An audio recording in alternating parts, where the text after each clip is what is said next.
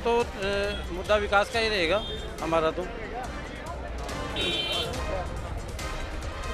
और सभी को साथ लेने का मुद्दा रहेगा, साथ कार्यकर्ताओं को। हम सफाई के मुद्दों को लेके और है ना अतिक्रमण पार्किंग के मुद्दों को लेके मैं ये चाहती हूँ कि सारे जो भी काम नहीं हुए मैं पूरे सर्वपूर्ण करूँ, उनको जो भी सुविधाएं अभी तक मिली नहीं है वो सुविधाओं को मैं पूरी करूँ। प्राथमिकता जो भी वार्ड की समस्या रहेगी उसका विधायक साहब से और हमारे पार्षद साहब से मिलकर जो भी समस्या है उसका समाधान करेंगे। जनता से हमारी गुजारिश है कि जो भी हो, मैं सिर्फ आपकी सेवाओं के लिए हूँ, आपकी जो भी परेशानियाँ हैं सब आप मुझे बताइए। सर मैं बातों को लेकर नहीं जा रहा, जनता मेरे को आगे होकर मेरे से काम करवाती है और मैं जनता के लिए हमेशा खड़ा रहता हूँ। और मैं करीबन 7 साल की एक बहुत छोटी उम्र से लोगों के बीच में जुड़ा हुआ हूँ। एक ही मुद्दा है, जैसे मोदी जी का मुद्दा था एक आदर्श गांव, वैसे मेरा भी एक सपना है कि एक ये आदर्श वार्ड होना करेंगे।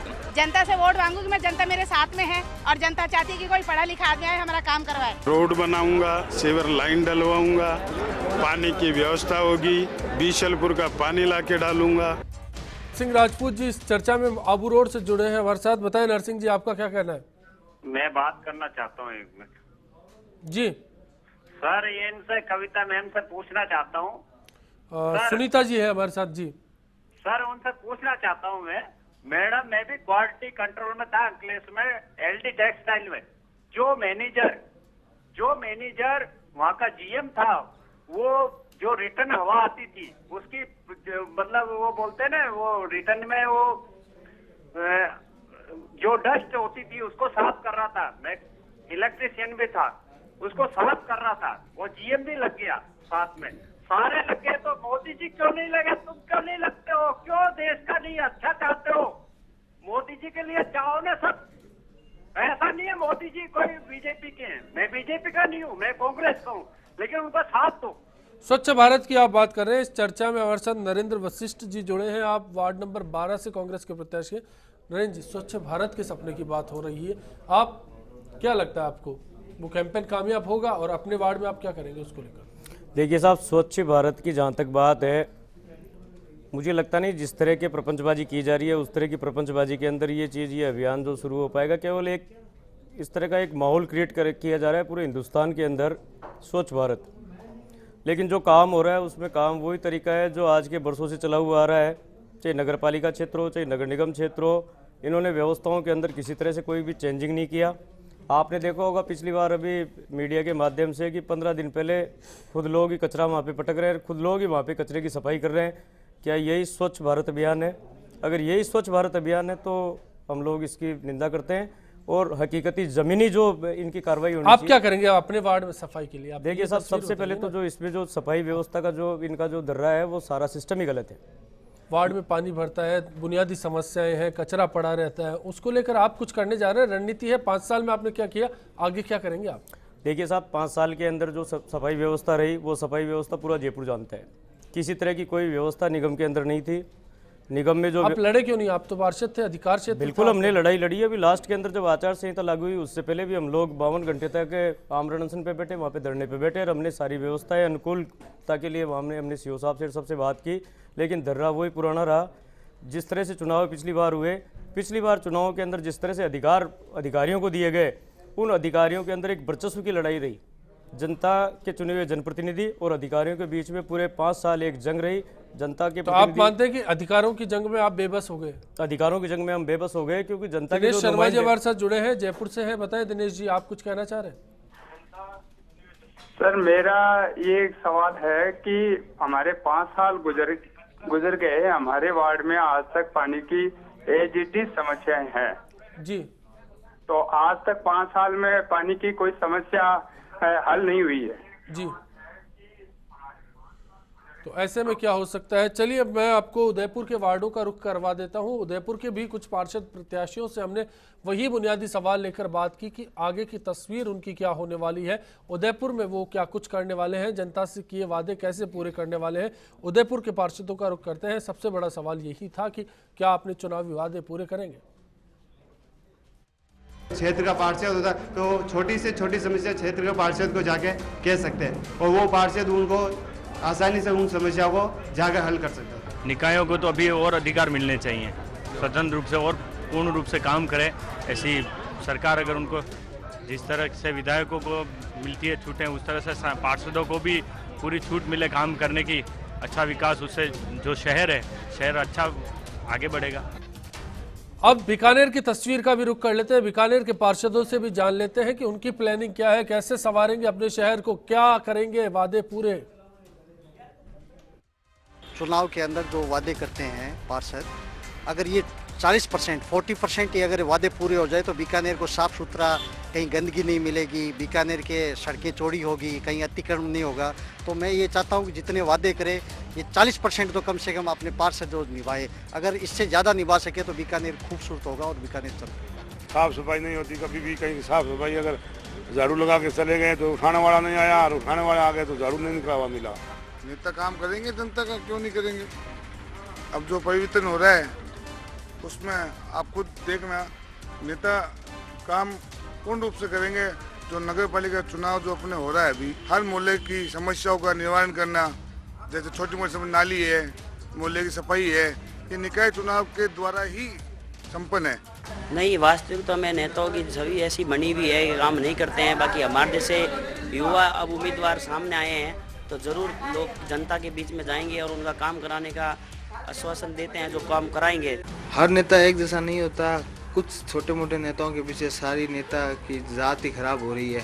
तो उसे मैं रोकने के लिए मेरे जैसा युवा कर्मठ एक पढ़ा लिखा इंजीनियर नेता आगे बढ़ना चाहता है, तो उसे मौका क्यों नहीं दिया। सवाल दरअसल यही है कि आपके शहर में, आपके वार्ड में कैसे होंगे आपके सरकार जिनको आप वोट देकर चुनने जा रहे हैं। ब्रेक का वक्त है, ब्रेक के बाद जब आखिरी दौर में लौटेंगे तो खास मेहमानों से यही जानने की कोशिश होगी कि अब क्या करेंगे, क्या वो तस्वीर हो सकती है अपने वार्ड में जिसके दम पर आपसे वोट मांगे जाएंगे।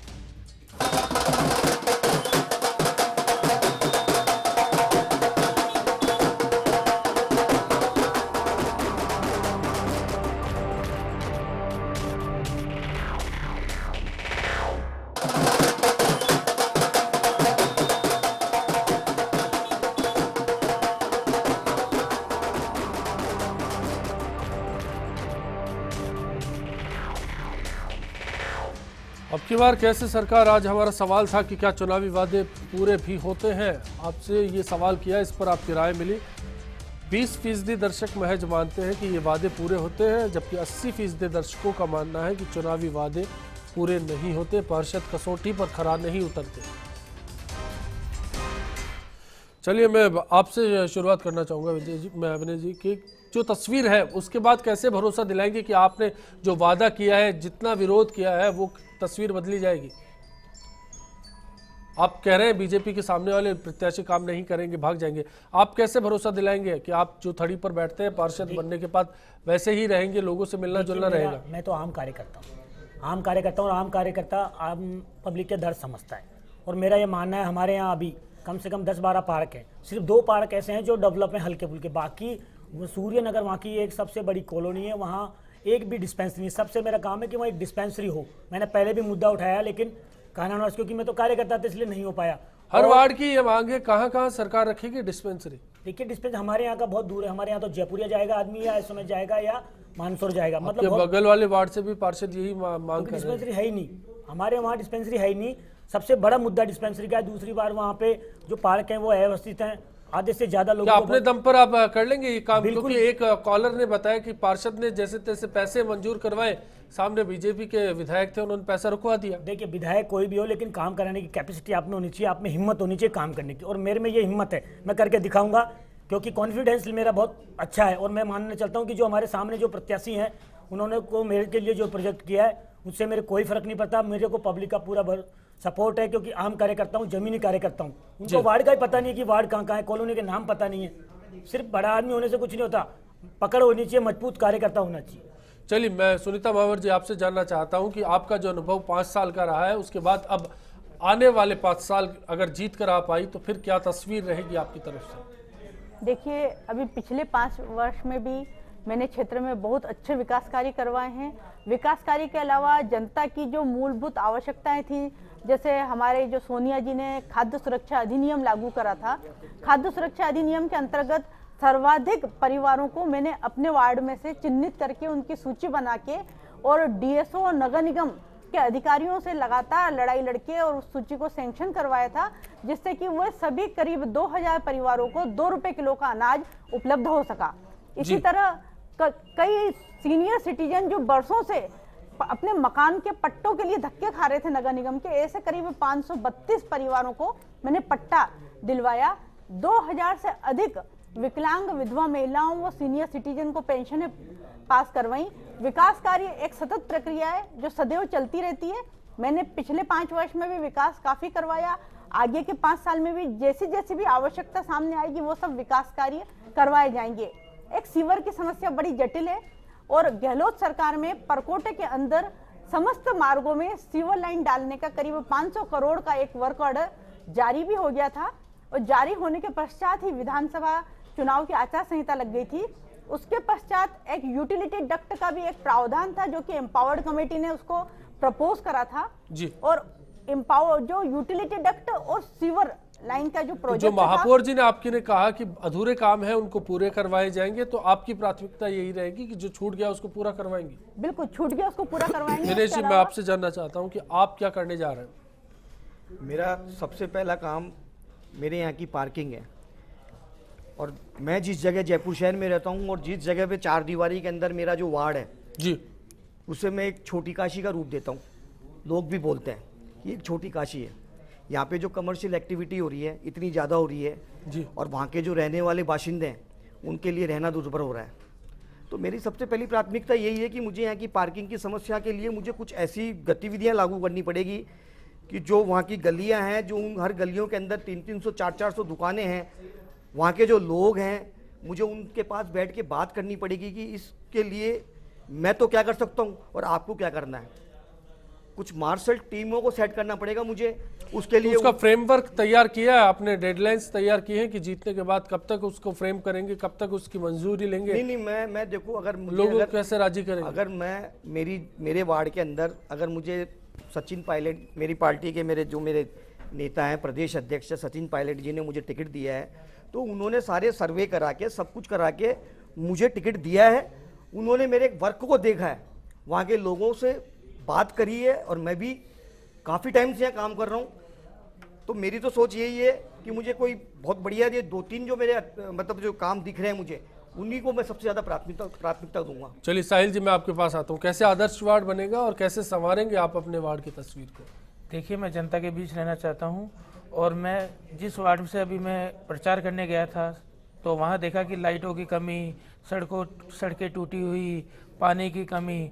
मैं सबके बीच में बैठ के एक ही बात करूंगा, जो जनता चाहेगी उसी के बीच में रह के, जो जनता मुझे कहेगी, जो जनता मुझे आगे बढ़ा के जो चीज़ कहेगी, मैं जनता के बीच में जो जनता की कमी रहेगी मैं जनता को पूरा वादा करता हूँ, मैं पूरा एक एक काम उनका पूरा करूँगा। कहकर बताइए, समस्याएं गिनाइए और फिर उसकी तारीख बताइए आप। सर, पानी की समस्या, लाइट की समस्या, सड़क की समस्या, जो पिछली बार हमारे बीजेपी के पार्षद रहे जिन्होंने ये काम पूरा नहीं किया, और मैं आने वाले जिस पार्षद को चुन रही है जनता, जो युवा चेहरा सचिन पायलट ने आगे वार्ड नंबर 41 में दिया है, मैं उन्हीं से यही चाहूँगा कि इस चेहरे को चुन के एक बार आप इसे अवश्य हमारे युवा चेहरों को एक बार मौका दें।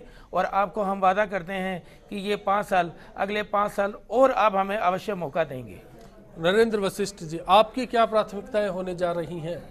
सबसे पहले तो सचिन पायलट जी ने हमारे को मौका दिया। इस बार पुणे में हम 5 साल पार्षद रहे, वार्ड नंबर 9 से 9 नंबर ही 12 नंबर के अंदर कन्वर्ट हुआ। मैंने पिछले इलाके के विधायक प्रत्याशी भले ही आपसे नाखुश रहे हो। जी सर, आपके इलाके के विधायक प्रत्याशी भले ही आपसे नाराज रहे हो, उसके बावजूद मिला। सर, कोई फर्क नहीं पड़ता उससे। जनता जिसके साथ अपनी भावनाएं रखती है, जनता जिसके साथ जुड़ी हुई होती है, उस आदमी की हमेशा जीत होती है। और जनता मेरे साथ है, पूरे क्षेत्र की जनता साथ है। मैंने कोई वार्ड भेद नहीं किया, कोई क्षेत्र भेद नहीं किया, पूरे लोगों का हमने काम करवाया, पूरे लोगों का हमने सम्मान रखा। जो व्यवस्था नगर निगम के अंदर थी, उस नगर निगम की व्यवस्था के तहत सबसे ज़्यादा काम हमने हमारे क्षेत्र के अंदर करवाया। उसके अंदर किसी तरह भी कोई राजनीतिक दबाव हमने उस पर महसूस नहीं होने दिया। इसलिए जनता आज हमारे साथ है और दोबारा से जनता के बीच में हम लोग हैं। सचिन पायलट जी एक ऐसे वार्ड की ऐसी कोई परेशानी जो लंबे समय से बरकरार हो, 5 साल में अधूरी रह गई हो और इस बार आप पूरी करवा देंगे लोगों से? सर, सबसे पहले तो मेरा ये निवेदन रहेगा कि पिछली बार जो निगम के अंदर व्यवस्था थी, उस व्यवस्था के तहत तो हम लोग वो काम करा नहीं पाए, क्योंकि वहाँ तो छोटी मोटी जो फाइलें थी, वो फाइलें भी अधिकारियों की भेंट छिड़ गई। उनमें कमीशनखोरी, कालाबाजारी इतनी हद तक थी, लेकिन दोबारा से फिर से नए सिस्टम से चुनाव हो रहा है, पार्षद अपने हिसाब से काम करा सकता है। तब हमारे को लगा कि इस बार फिर से जो हमारे काम थे, जो हम सोच रखा था हमने कि वार्ड में इस तरह का काम बता होना दीजिए, चाहिए। समस्या गिना दीजिए।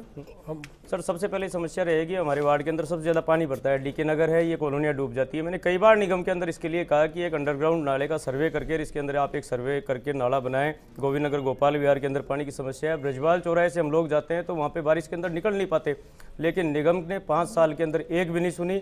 सड़क डामरीकरण और छोटे मोटे कामों के अलावा उन्होंने फाइलें तक एक्सेप्ट नहीं की, लेकिन हम लोग जितना कर सकते थे उतना भी हमने काम करके जनता के साथ हम लोग जी जान से हम लड़े, संघर्ष किया। अब जब चूंकि व्यवस्था परिवर्तित हो गई तो हम विश्वास के साथ कह सकते हैं कि ये सारे काम होंगे, नाले भी बनेंगे, सड़कें भी बनेगी, लाइटें भी लगेगी और क्षेत्र के अंदर विकास जो अधूरा रह गया वो पूरा विकास भी होगा। चलिए, आप सभी इस चर्चा में शामिल हुए, आप सभी का बहुत बहुत शुक्रिया। इसी उम्मीद के साथ आपसे विदा लेंगे कि आने वाला कल आपके लिए आज से बेहतर साबित हो।